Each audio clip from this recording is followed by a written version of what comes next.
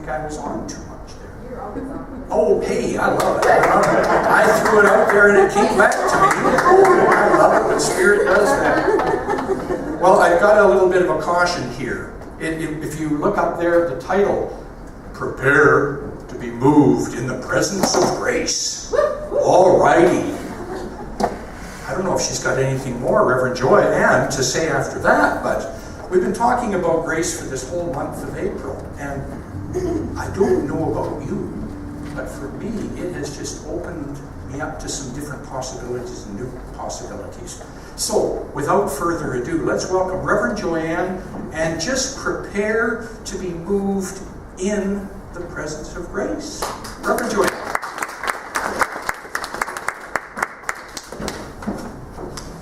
Thank you. Well, someone was sharing with me that we have Boogie on the bridge today.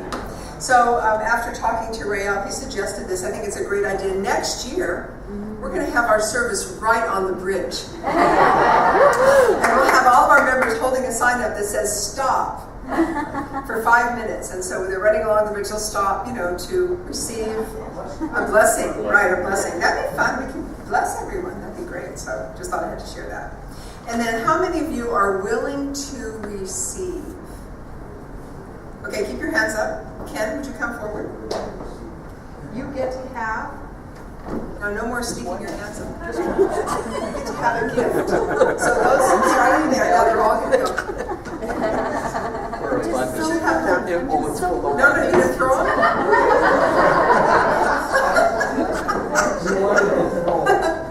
I did want to throw it. Don't forget the other side of the room as well.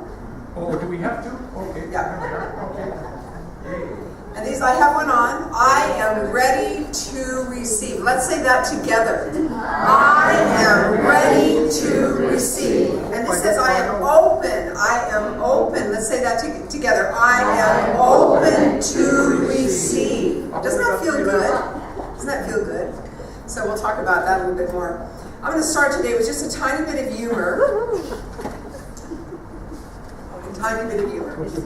And this is from another minister. We like to share our humor. His name is Reverend Bill Arrott, A-R-R-O-T-T. And he came up with a list of laws, of spiritual laws, that he calls them the lost laws of Thomas Troward. And many of you who have studied science of mind know that Thomas Troward was one of the many people that our founder studied to write The Science of Mind, which is the compilation of, who remembers, what is Science of Mind? The compilation of, go ahead. It's a compilation of all the spiritual truths of all religions, of all spiritual practices. We incorporate the philosophy of the great thinkers of all time. And then finally, what else? The science of mind. I love science. So this is a little bit humorous, I thought. So these are called the lost laws. I'll just share a few of them. Okay, the first one is called the law of mechanical repair. So think of you're repairing something mechanical. And it goes like that. After your hands become coated with grease, your nose will begin to itch and you'll have to use the washroom. It's supposed to be funny. The law of gravity. Many of you know this law. Any tool, nut, bolt, screw, when dropped, will roll to the least accessible place in the universe. Have you ever noticed that? Variation law. This is when you're driving. The variation law. If you change lanes or traffic lanes, the one you were in will always move. The one you were in will always move faster than the new one that you decided to take. Have you ever noticed that? The law of the bath is the last one. The law of the bath. When the body is fully immersed in water or the shower, the phone rings. Pardon? That's why you take your cell phone with you. In the shower. Yeah, they say you need to wash it. All right, so I keep doing that also. It's over here. All right, so today's is the last day. We're kind of putting together the entire month. And today is really about embodying the divine quality called grace. Grace. And during April, we have focused on this divine attribute of God. And we want to bring God, and this is how I was sharing it in the beginning of the month, we want to bring God into the equation by going from human consciousness into grace consciousness. Now, human race consciousness has nothing to do with an individual's race or color or their ethnic origin, but instead has to do with the collective thoughts of the human race. And so we're going into from fear, lack, limitation, and separation, and I shared with you that is what the human consciousness is about. What happened is that all you have to do, I shared this with you last time as well, all you have to do is turn on the evening news and watch it for 15 minutes, and you will hear some form of fear, lack, limitation, or separation. In fact, our Dr. Ernest Holmes said the number one thing we all experience in our humanity, in our humanness, is we believe we're separate from the divine. And so today is really about letting the divine, or letting God, become more conscious of itself as us, to let love express more of itself as us, to let abundance and prosperity reveal itself as us, and to let wholeness and well-being make known more of itself as us. And that's the grace part that we'll be exploring today. And what we know for sure is that we are, every one of us on this planet, every one of us is unconsciously affected by what is happening in the world. And just to give you an example from my own life, this just happened to me. I was gone for a week to visit my daughter. She turned 30. So I told her I'm getting young. When I turned a certain age, I decided to go backwards instead of forwards, and so I just feel younger. And besides, goddesses never age. Did you know that? Okay. And so my daughter, so imagine I'm visiting my daughter, I get a really good night's sleep, I go to the border between Canada and the US, I go right through, I was the only car in line. I loved it. And I drive there, I'm taking my time, I'm filled with amazing energy. I'm so excited to see my daughter. I haven't seen her for like 2 or 3 years, a long time. She was in Europe traveling. She was a foreign exchange student for a while, and so she was gone. I'm so excited. She's in Portland, so I can hardly wait. So I pull up to the house, and I'm so excited to see her, and I'm so happy, and I'm filled with energy. And when I arrive, my daughter, who works full-time in a school, she's a teacher for underprivileged children in need. And she looks so tired. And she said, Mom, I'm just exhausted. And so the whole conversation that she had with me as mom was that she was tired and she was exhausted and she couldn't keep her eyes open, and it went on and on. Well, within 5 minutes of me arriving, guess how I felt? Okay? And I read somewhere that we will become, every one of us on the planet will become who we hang out with. And it said within 5 years. I didn't take 5 years to get tired. I was tired. And I thought, I couldn't hardly function. I'm so tired. Because why? And it took me a while to remember my sermon.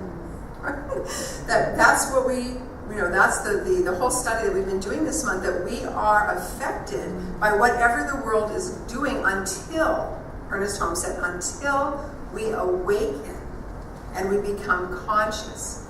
So we don't need to be in fear, lack, limitation, and separation when we know who we are.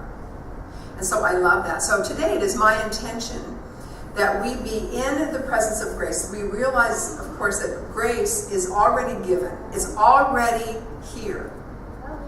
And so it's kind of a little bit of a paradox, or a pair of ducks.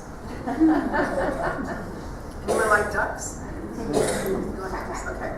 So even though all month we've been talking about grace, grace is part of the awe of the divine, the mystery of God. And as soon as we put words on it, as soon as we try to describe even spirit, describe God, we kind of confine it, we put it in a box, we give it our own label, right? And so, in a way, we kind of give it our human spin, if you would. But grace is beyond our humanness. It is something that is given freely alike to every one of us. The grace, God's grace, is something that cannot be confined. It is something that cannot be restricted, and is something that is not limited or is, or confined in any way. So nonetheless, realizing this, I would like to give us an experience of grace. So we're going to go into a meadow in a little bit, and we're going to embody this whole idea of rising in consciousness into that place of absolute grace. And that's what we're open to in our bracelet, to really be open to recognize and realize that right where I am, right where you are, is the grace of God. And so we're going to be doing our best this morning to, what is the definition, to look at the definition. What is the definition of grace? Well, my friend Noah Webster, who knows Noah Webster? Oh, yeah. Noah Webster, in his book called The Dictionary, he said this: grace is divine love and protection bestowed freely on people. That was from Mr. Webster. I looked in a couple other places. I found in Psalms 45:2 that grace is poured upon us, therefore God has blessed us forever. And then another one from the Apostle Paul, he said, by grace you have been lifted through faith. Our founder, grace is the givingness of spirit to its creation. So combining these together, this is what it looks like. What is grace? Grace is God's divine love freely bestowed upon all of us. Grace is God's eternal protection freely given to all. Grace is God's ever-present blessings freely given to all. God's complete givingness freely bestowed upon all. And God's gift of absolute benefit freely given to all. So what was the common denominator? Freely given to all. Grace is divine. Grace is eternal loving kindness. It is unconditional. It's something that is already there, but we must realize it, just like we must awaken in consciousness to the truth of our being. We're here to awaken to our spiritual magnificence. That's who we are. No more of this original sin. We are original blessings. We are original blessings. We are a living blessing to the world. So grace is also not something we have to work for. We have to go try and find it. We have to build it up. We have to cultivate it. It simply is. It simply is. And Dr. Holmes in The Science of Mind said, God loves all alike and causes the rain to fall and the sun to shine all upon all alike. In the arms which are all inclusive, divine love encompasses everything. Everything. Isn't that amazingly beautiful? In the same arms which are all inclusive, divine love encompasses everything. I love that. And this saying you've all heard, there but for the grace of God go I. You've all heard that? So to me that means, I'm stumbling along. Anyone ever walking down the sidewalk and you stumble? And then instead of stumbling and falling, yeah, you do a lot of walking. Our mail carrier, our postal worker does a lot of walking, right? And how many of you have been walking along and you start to stumble but you don't fall? It's like something catches you. And that's when I feel there, but by the grace of God go I. I feel so loved and so amazingly, I just feel that essence of spirit all around, within and all around me in every moment. I love that. And so, and you probably heard this too, if you don't take a stand for something, you will fall for anything. If you don't take a stand for something, you'll fall for anything. So we don't want to fall. I went to the doctor years ago when I was having surgery, and he said, whatever you do, don't fall. So I'm always very careful not to do it, especially when I'm dancing. Right? Very careful about that. So the whole idea, though, is we must receive it. We must understand that it's here, it's now, but what we must be open to realize it. And realizing means that we accept and are open to this beautiful power and presence of God that is always there. So think for a moment about maybe back in time when you were climbing a mountain. How many of you have climbed a mountain? Probably know what that feels like. We have a few here to climb. What's the biggest mountain in Canada? What would it be? You don't know. You forget. I'm new here. I don't know. Well, you love snow. It's in Saskatchewan. Mount Everest. You all heard about the earthquake. And that Mount Everest was affected by that earthquake. And so we've been in prayer. Pardon? What is it? Mount Robson. Mount Robson. Okay, thank you. So, yeah, you can see it from here. Oh, really? Okay. So imagine that you're climbing this mountain, and the summit is an experience. The summit will represent, metaphorically, the presence of God. So the summit, or the top of the mountain, is the presence of God, and your goal is to reach that summit, and through your human effort, you climb to a high meadow. So you're in this beautiful meadow, but you haven't reached the summit yet. You realize that there, you understand the divine, you experience the divine, you're in this high meadow, but you're not quite at the top yet. And so the peak is shrouded, the very peak of this mountain is shrouded in this kind of mist. And you cannot even see the trailhead, which leads to the experience that you desire. You want the full realization. You want to feel it in every cell and fiber of your being. And so in the mist, you see something coming towards you. And you realize it is an angel. And the angel, as she gets closer to you, she says that her name is Grace. She is Angel of Grace. And what she says to you is that grace is your conscious awakening to your oneness. So you're thinking you have to work really hard to get to the top of this mountain. Not true. You are already there. You are already there. The presence, the power, and the love of God is already fully within you. And so it's just a matter of us opening up to realize that it's already there. So in this analogy, we climb to, bless you, we climb to the high meadow through the use of our spiritual practices. Who remembers what they are? Remember the ATM, for those of you trying to recall that we teach spiritual tools that transform our personal lives and help make the world a better place. And the way that we remember them is the ATM machine. A is affirmation, T is treatment or affirmative prayer, and M is meditation, and we add visioning to that. So it's a nice little tool to help us remember our tools, the ATM. All of you have an ATM card? Most of you? Well, Joel Goldsmith, in his book, The Art of Meditation, writes this. He said, the basis of our work is to leave our nets, to leave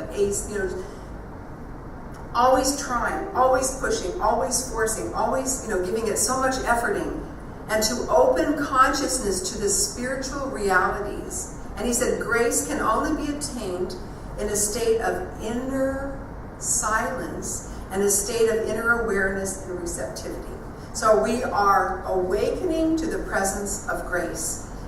And I will add in a state of inner awareness and receptivity to the recognition of ourselves as the presence of grace. And guess what Einstein said? You all know Einstein? He said, I think the most important question facing humanity today is the universe, and this is a question, is the universe a friendly place? How many of you think the universe is a friendly place? Sometimes? Well, you haven't heard about the big bear in my neighborhood. I get a call. I just moved recently, and I live by the river, and I get a call from my landlord who says, don't go outside. There's a ginormous black bear that just woke up from this winter sleep, and he's very hungry. I would be a nice, delicious meal. Don't go outside. Don't go down to the river. So I'm sitting there, oh my God. I know the universe is a friendly place, I really do. But there's a big black bear outside my door. It's all good. So what we are surrendering to is our awareness of this presence of grace. We're letting go of what we're releasing is the belief that we are separate, and we are releasing ourselves into a higher dimension of ourselves, greater than anything we have known before. It's always a journey. None of us, myself, none of us, even the Pope, the Dalai Lama, you don't arrive and you're done. It's a journey. It's the journey. It's the journey. And the journey is a greater awakening, a greater awareness of who we are. And so when we surrender to the grace of God, we are surrendering to a higher dimension of ourselves. So this is what we're doing. The 4 things I mentioned. We are letting God become God in us. We are allowing that. We are recognizing that. We are realizing that. We surrender to that. We let more love express. Can we be more loving? Yes. We let abundance reveal more of itself. How many of us would like to experience a greater abundance in our lives? An abundance of health, wealth, happiness, peace, beauty, joy. Who wants more joy? All of the above, yeah, all of the above. Who wants to laugh more? While I was in the States, I went into a store and I said, oh my God, everything was a different price than here. I had been gone a while, right? And I found this sign. You know how I like signs? And this sign is made out of flowers and butterflies. And it says, laugh. And I said, I have a lot of other signs. I have believe, and I have faith, and I have love. But I don't have laugh. So I had to buy it. It was $6.99. What a good deal, right? So I bought it. It's in my office now. I love that. So we're also here. So the 4 things is to let God become more conscious of itself as us, to let love express more of itself as us, to let abundance reveal itself as us, and finally, to let wholeness. Now, I'm not saying make it. I'm saying let it. You let it. It's already there. You allow it. You open to receive it. You let wholeness and well-being make itself known as you. So every one of us is the presence, is the love, is the abundance, and is the wholeness of infinite spirit. We are that. And when we have that recognition, then the energy of grace will come over us like a soft blanket and will comfort us when we need comfort, filling us with a feeling of well-being, regardless of the circumstances, regardless of the challenges. Anyone here have challenges? Once in a while.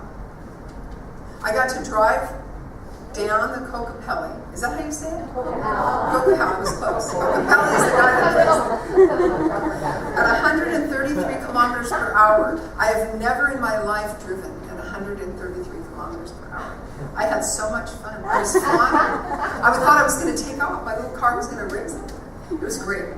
So it's the feeling of grace. It's that feeling that you, inside of you, you know that you are spiritual magnificence. You know that you are abundance. You know that you are loved and lovable when you know that. So grace can also be called an unreasonable force. To kind of sum this up for today, though, when we have these moments that occur and we feel that and we embody that and we live that, then we have it. We have it embodied it in us. And then we live by that grace. We feel that grace. We feel so loved and so abundantly blessed in every way. And I love that feeling. All of you have had that on occasion, haven't you? Where you've just felt so connected, so at one, so supported, so loved. I love that. And I would like to embody that every minute. So let's do that.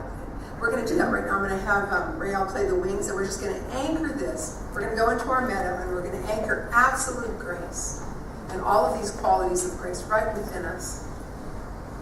All right. So I take a moment to recognize on this beautiful day that there is only one power and one presence and one life that I call God or the divine. Is known by many names. Some call it Buddha, some call it Jesus, Allah, Yahweh. It matters not what name we call it. There is only that one power, that one presence. And I know that this power and presence is everywhere. It fills all time, all space, all place. In fact, there is not any spot where God is not. It is the all in all. It is the power that creates worlds. The power that creates universe upon universe upon universe upon universe, forever expanding. That's a whole lot of power and presence. And because God is everywhere, it must be right where I am. Right where I am seated, right within me, is the power and the love and the abundance and the well-being of the divine as me. And so I am imagining now that I'm sitting in this beautiful meadow, and the sun is shining warmly. And I can hear in the background, I can hear the birds singing. I can see beautiful meadow flowers. And I feel so connected to the earth.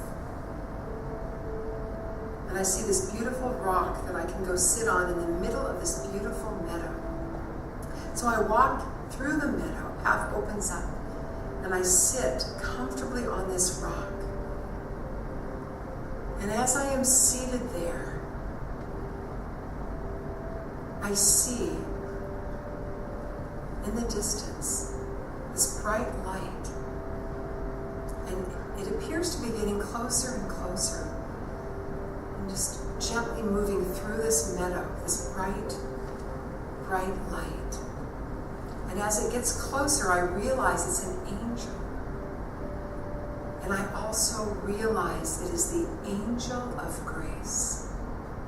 It's the angel of grace that is moving closer and closer and closer. And soon, this beautiful angel of grace is right in front of me. And she reaches out and touches my shoulder. As I look deeply into her eyes. And in that very moment, I feel the grace of God. I realize that I am not alone, that I am not separate. I realize my spiritual magnificence.